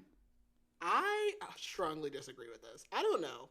I mean, this was the worst book I've ever read. I hated every single thing about this book. It's unnecessarily long. I wasted my time. I should have DNF'd this as soon as I started reading. These people have long thoughts. They are writing paragraphs. I gave this 1 star because of Jules and Stella and Christian. If it weren't for them, I'd give it a 0. Literally, but they were like, not even, I mean, they were, but like, not even in it. I mean, hey, to each his own. I'm glad that you're reading. I just am curious as to what they were because I love this book. So I'm glad that there are people that disagree in the world because that gives us the room for dialogue. Mm-hmm. So, okay. Well, again, so that's our book. I already talked about that. So, okay. I think that's it. That it? Well, okay. So follow us on TikTok. Follow us on Instagram. Follow us on Facebook. Follow us on YouTube. That's terrible, but it's on there. That's down the road of things I got to figure out. Okay. Rate our podcast. Mm-hmm. Review our podcast. You have a laundry list of things to do.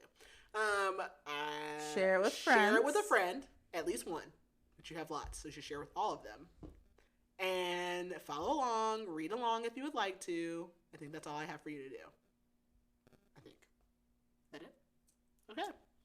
And if you have any book suggestions, let us know. Yes. We need suggestions all the time because it's hard to pick. Okay. That's all I got. Well, talk to you guys next week. Bye. Bye.